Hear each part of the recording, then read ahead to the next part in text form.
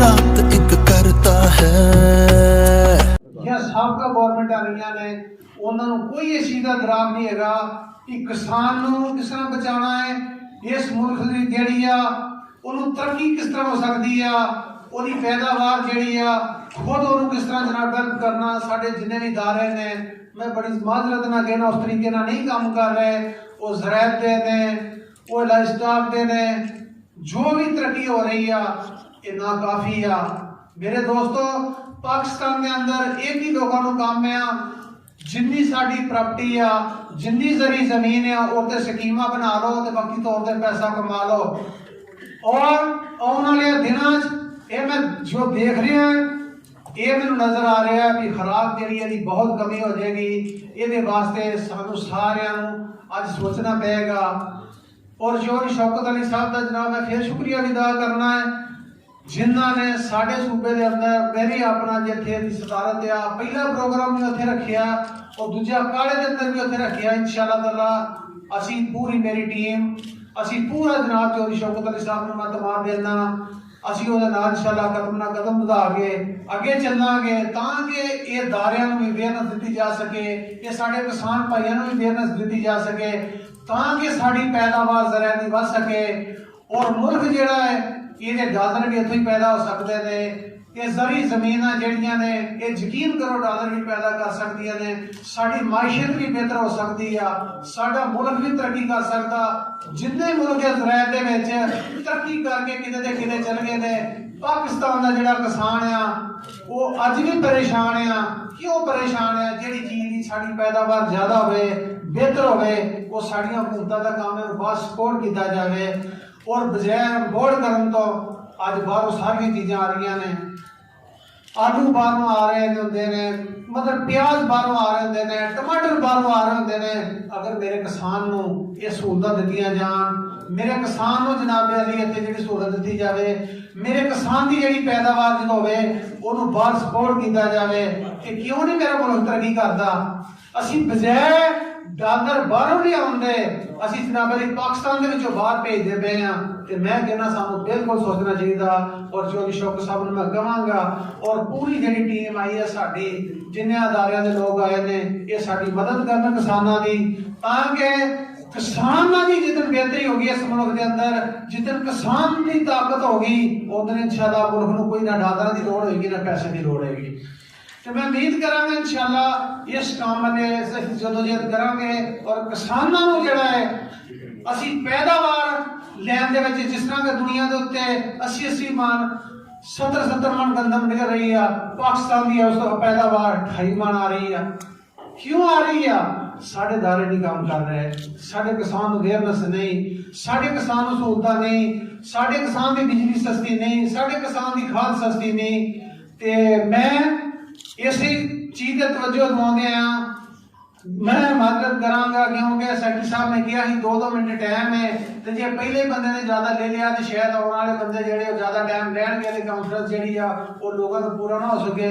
तो मैं उम्मीद करांगा इंशाअल्लाह ये साडा जेड़ा किसानों का काज है इनू तरक्की दी जाए, इनू खुशहाली दी जाए, ये साडा मिशन है इंशाअल्लाह ताला। तो मैं उम्मीद करांगा कि इन्हें जरूर आज तो काम शुरू हो जाएगा और पूरे पाकिस्तान के अंदर इस तरह की कॉन्फ्रेंस के सदस्य साहब कराओगे इंशाअल्लाह असीं उन्हां दे नाल चलांगे। किसानों की जिहड़ी बेहतरी है वो मुल्क की बेहतरी है। बहुत शुक्रिया मेहरबानी।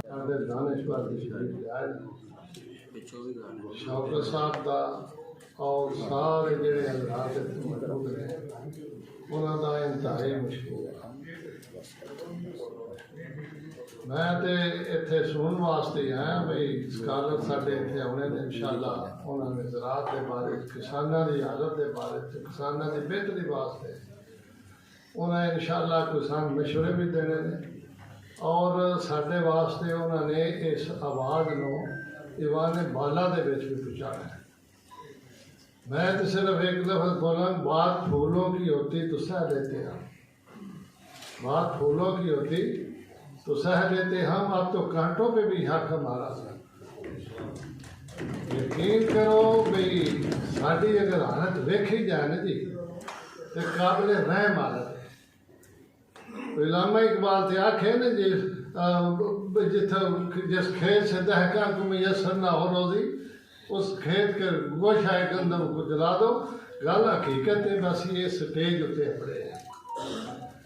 असी अपील करने सारे जितने भी इतने साथी मौजूद ने या साढ़े हुक्मरान जोड़े ने या उन्होंने नुमाइंदे ने कोई, बस साड़ी हालत से रहम करो।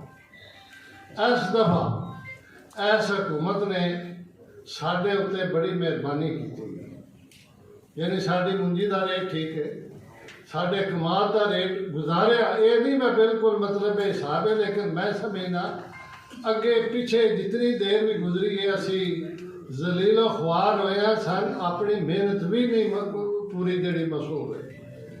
इस दफा इन्होंने किया और गंदम का रेट भी सुनने चाया पे कोई बेहतर कर रहा नहीं। अगर ये सानू सपोर्ट करे हुकूमत तो असी इंशाअल्लाह हर तरह का चैलेंज कबूल करने भाई मुल्क से बाहरों नहीं कोई शाय आवेगी बल्कि साड़ी शायद बाहर जाएगी। वस्सलाम। मिट्टी में जो रंग भरता है वो जो दिन रात एक करता है, मिट्टी में जो रंग भरता है, आते जाते हर मौसम में हर मुश्किल से वो लड़ता है।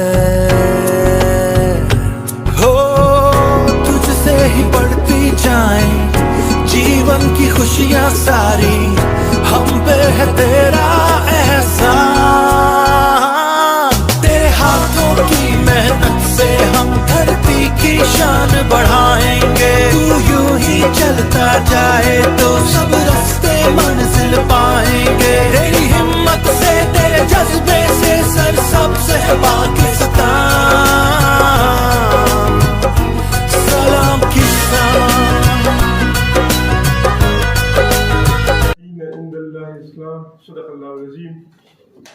सबसे पहले मैं इस कौमी किसान कॉन्फ्रेंस में जिसका इनेकाद किसान बोर्ड और किसान बोर्ड के मरकजी सदर जनाब शौकत अली चलन साहब का, मैं खैबर पख्तूनख्वा के काश्तकारों की तरफ से उनका शुक्रिया अदा करते हैं कि उन्होंने ज़राअत को और ज़राअत के मसाइल को और हुकूमत के ज़िम्मेदारान को जगाने के लिए ज़री सेमिनार्स का जो प्लान और जो विजन काश्तकारों को दिया है, और इंशाल्लाह ये सिलसिला सुबह सिंध तक, बलूचिस्तान तक, खैबर पख्तूनख्वा तक इंशाल्लाह ये सिलसिला जाएगा।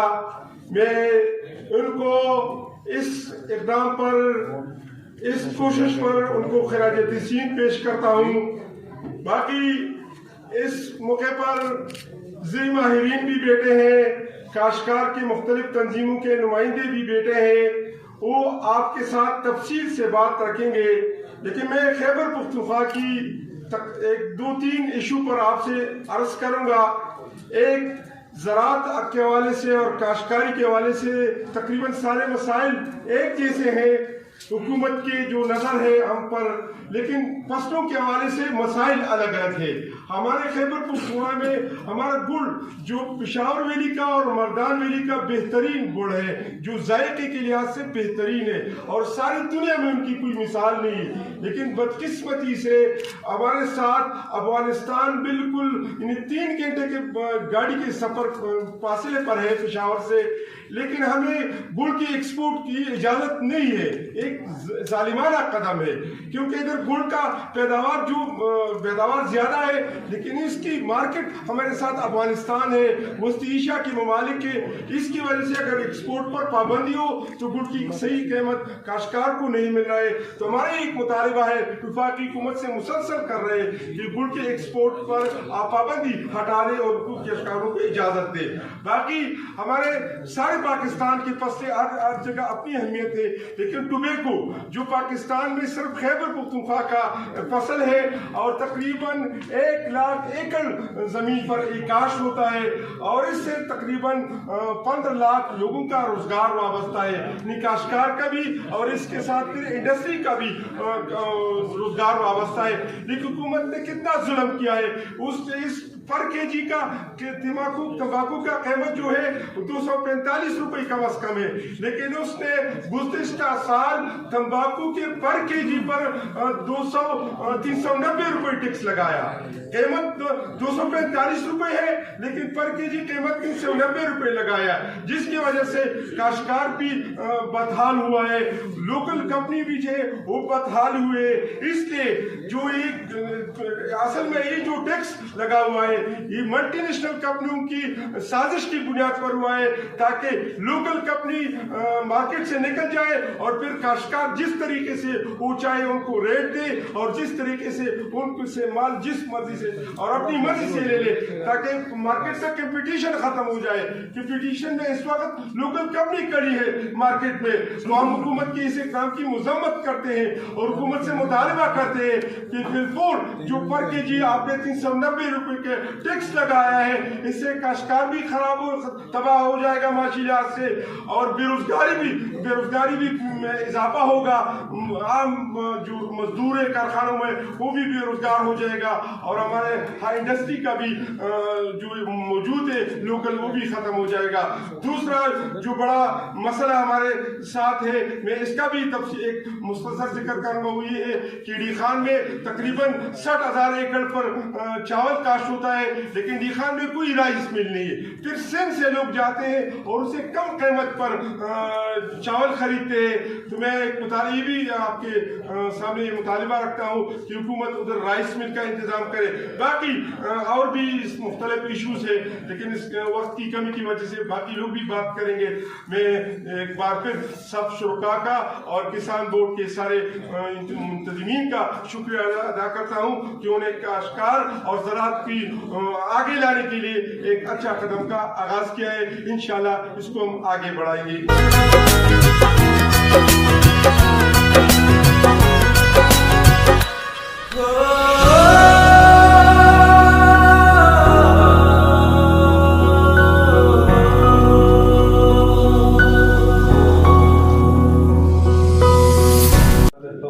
इतने अच्छे अंदाज से ये कॉन्फ्रेंस रखी गई है, जिसका इंशाल्लाह सारे किसानों को, रिसर्चर्स को, साइंटिस्ट को फ़ायदा पहुंचेगा। पाकिस्तान मेरे ख्याल से फ़िलहाल एक ऐसा मुल्क है जिसको फूड सिक्योरिटी पे बहुत ज़ोर और तवज्जो देनी चाहिए। फूड सिक्योरिटी पे जब पाकिस्तान तवज्जो दे और हमारी इंशाल्लाह एग्रीकल्चरल प्रोडक्ट्स प्रोड्यूस इस लेवल तक हम उगा सकें कि हम मेजॉरिटी एक्सपोर्ट कर सकें, जैसे बहुत और मुल्क कर सकते हैं, वो जो पाकिस्तान का इकोनॉमिक क्राइसिस फेस कर रहे हैं फिलहाल, वो भी इंशाल्लाह दूर हो जाएगा। दूसरे एक आम पॉइंट ये है कि हमारी हुकूमत को, प्राइवेट सेक्टर को मेजर्स लाने चाहिए जिससे हमारी अवाम, हमारे फार्मर्स नेचुरल डिज़ास्टर से जैसे कि फ्लडिंग है उनसे बचे रहें। पिछले आपको पता ही है कुछ महीने पहले फ्लड्स आए हैं, आज तक साउथ पंजाब में, सिंध में हमारे किसान भाई हैं जो अपनी ज़मीनों को काश नहीं कर पा रहे। 2012 में तकरीबन 10,000 एकड़ ऐसे फ्लड की वजह से काश्त नहीं हो सके। 2011 में 17 लाख एकड़ नहीं काश्त हो सके फ्लडिंग की वजह से। 2010 में बेइंतहा एकड़ ऐसे हैं जो नहीं काश्त हो सके फ्लडिंग की वजह से। इससे न सिर्फ उन किसानों को, उन बंदों को जो वहाँ रहते हैं उन्हें नुकसान पहुँचता है, बल्कि पूरे मुल्क को, पूरी इकॉनमी को नुकसान पहुँचता है, क्योंकि आपकी फूड सिक्योरिटी ख़त्म होती है और आपके प्रोड्यूस इंपोर्ट करने पड़ जाते हैं आपको।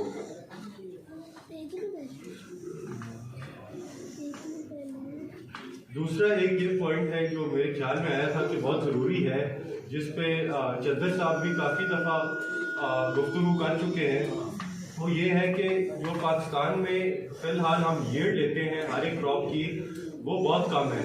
अगर आप बाकी मुल्कों में देखें और कोई पॉकेट्स पाकिस्तान में देखें तो हर एक क्रॉप की यील्ड बहुत गुना ज़्यादा ले की जा सकती है। फॉर एग्ज़ाम्पल हम अगर गंदम की बात करें तो एवरेज मेरे ख्याल से कोई 30-35 मन पर एकड़ हम लेते होंगे, जहाँ के बहुत से ऐसे मुल्क हैं जहाँ 60 मन से ऊपर भी ली जा रही है एवरेज पे। इससे देखा जाए तो एक फार्मर जो है वो अपनी उसी ज़मीन में से डबल से ट्रिपल पैसे निकाल सकता है। बस थोड़ी सी इनपुट्स की ज़रूरत है, थोड़ी टेक्नोलॉजी की ज़रूरत है एंड थोड़ी से हमारे रिसर्चर साइंसदानों की ज़रूरत है कि वो आके हमें सिखाएं कि इस तरीके से आप ये क्रॉप लगाएं और आपकी यील्ड इंक्रीज होगी। सीड्स की भी बहुत ज़रूरत है कि अच्छी सीड्स लगाई जाए, डेड सीड्स ना लगाई जाए, अच्छी वैरायटीज़ लगाई जाए जो उस इलाके को फ़ायदा पहुँचाएँ, जो उस इलाके में कामयाब होएं। ये फार्मर्स हमारे जो हैं, हम ऐसे करते हैं कि हम कोई भी वैरायटी किसी और इलाके से उठा के लगा लेते हैं जो हमारे क्लाइमेट से या हमारे वेदर पैटर्न से मैच नहीं करती।